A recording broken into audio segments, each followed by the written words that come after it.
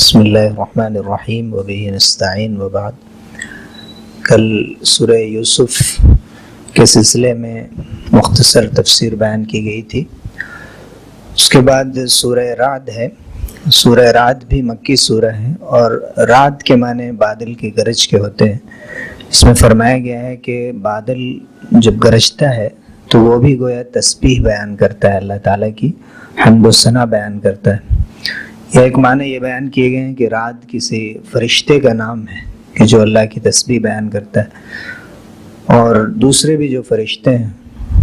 وہ اللہ کی حمد و ثنا بیان کرتے ہیں اور اللہ کے خوف سے اللہ کے سامنے جھک جاتے ہیں۔ اسی سورہ کے اندر اللہ تعالیٰ نے مثال بیان کی ہے حق اور باطل کی، کہ جو باطل چیزیں ہیں، جو غلط چیزیں ہیں، ان کی مثال جھاگ کی سی ہے۔ جیسے پانی کے یا کسی بھی لیکوڈ کے اوپر اس کے سرفیس پہ جو اس کا کچرا ہوتا ہے نکل جاتا ہے جھاگ، تو اس کی کوئی اہمیت نہیں ہوتی ہے اور دیکھنے میں وہ اوپر ہوتا ہے، لیکن اس کا انجام یہ ہوتا ہے کہ اس کی کوئی اہمیت نہیں ہوتی ہے، وہ چیز بالآخر ختم ہو جاتی ہے۔ جبکہ حق کی مثال سونے چاندی سے دی گئی کہ جو زمین میں رہتا ہے اور بہت ہی خالص ہوتی ہیں یہ چیزیں، جب ان کو آگ میں تپایا جاتا ہے، ان کو ڈھالا جاتا ہے تو اور ان کا رنگ نکھرتا ہے۔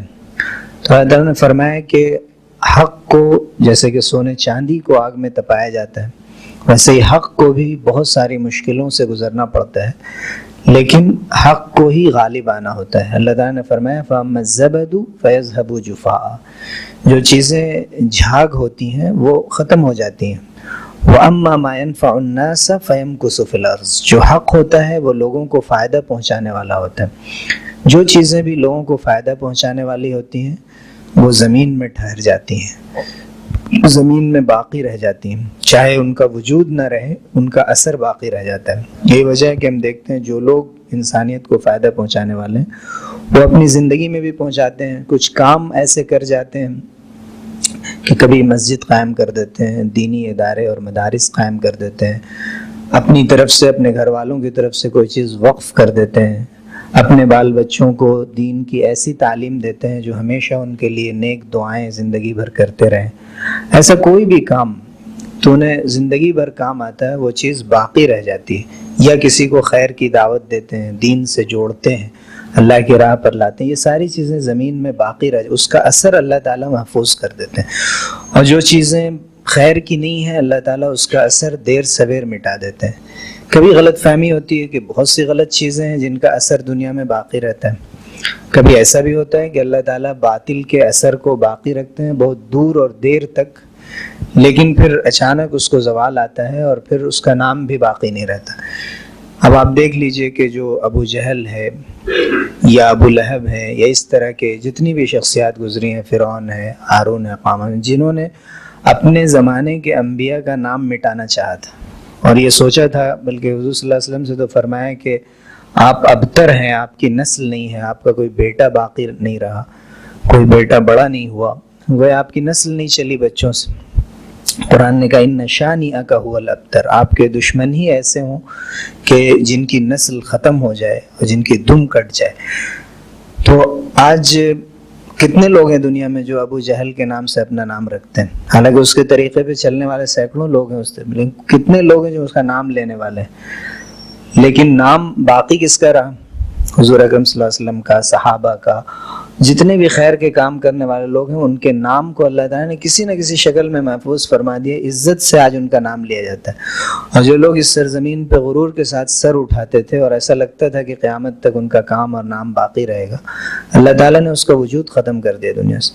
وہ کام ہمیشہ ایسا کر کے جانا چاہیے، کرتے رہنا چاہیے ہر دن، کہ جو ہمارے لیے دنیا میں بھی ذخیرہ ہو، آخرت میں بھی ہمیں کام آئے۔ اس کی ہمیشہ اس پر توجہ رکھنی چاہیے، دھیان رکھنا چاہیے۔ اسی سورہ کے اندر اللہ تعالیٰ نے اہل آخرت کی یہ پہچان بتائی ہے اور اللہ کے ساتھ انصاف کرنے والے اور اللہ کے وعدوں کو پورا کرنے والوں کے بارے میں فرمایا کہ یہی لوگ عقل مند ہیں جو اللہ کے وعدوں کو پورا کرتے ہیں اور وعدہ توڑتے نہیں ہیں۔ وَلَا يَنقُضُونَ الْمِيثَاقَ، جن چیزوں کو اللہ تعالیٰ نے جوڑنے کا حکم دیا ان کو جوڑتے ہیں، رشتوں کو جوڑتے ہیں، تعلقات کو جوڑتے ہیں، دلوں کو جوڑتے ہیں۔ اور اپنے رب سے ڈرتے ہیں، حساب کی سختی سے ڈرتے ہیں، لیکن اس کے برخلاف وہ لوگ ہوتے ہیں کہ جو اللہ کے وعدوں کو توڑ دیتے ہیں،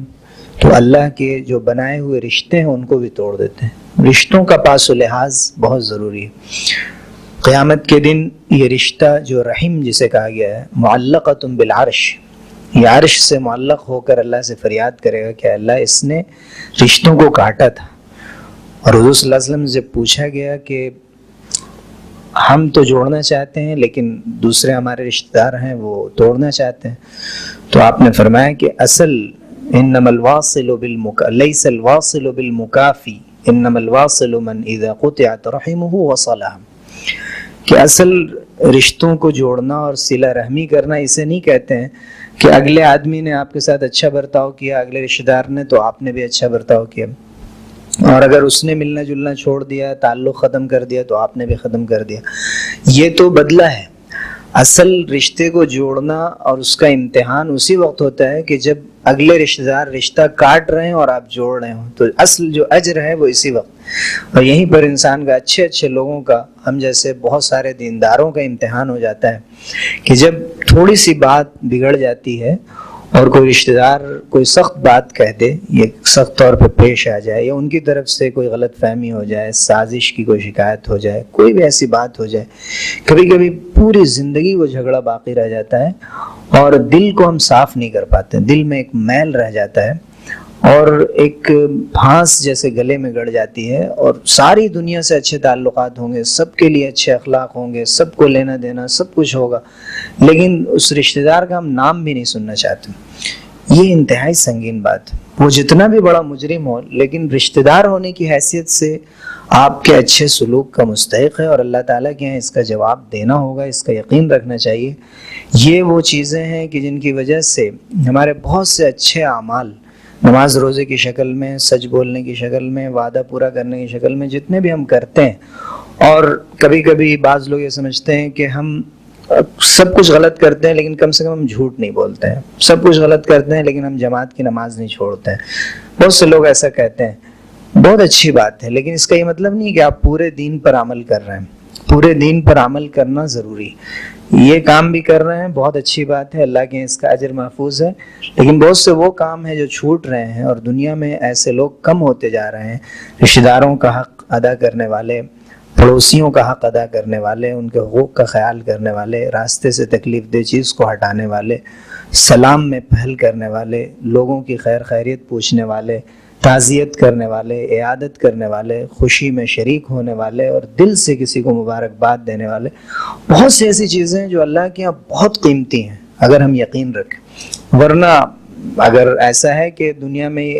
بھائی ہمارے معاشرے میں ایسے ہی ہوتا ہے، لوگ نہیں پوچھتے ہیں، ہم بھی نہیں پوچھیں، پڑوسی ہیں ہمارے برسوں سے رہ رہے ہیں، کبھی ہمارے گھر میں کوئی چیز نہیں بھیجتے ہیں، اس لیے کہ ہم بھی امیر ہیں وہ بھی امیر ہیں، کسی کے گھر میں کوئی کمی نہیں ہے، تو ہم کیوں بھیجیں؟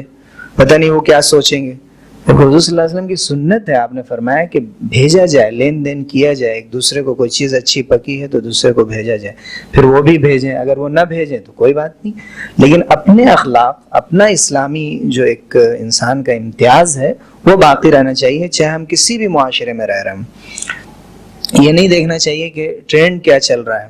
ہمارا ماحول کیا بدل گیا، اس ماحول کو، غلط ماحول کو ختم کر کے اسلامی ماحول کو لانا کسی ایک فرد کا کام ہوتا ہے، وہ جب کرتا ہے تو ماحول بدلتا ہے۔ ہمیں ان چیزوں کو ذہن میں رکھنا چاہیے۔ اللہ رب العزت اس کی بڑی برکتوں سے نوازتے ہیں، اور کبھی کبھی بہت سارے گناہوں کو معاف کر کے حق اور خیر کے فیصلے فرما دیتے ہیں۔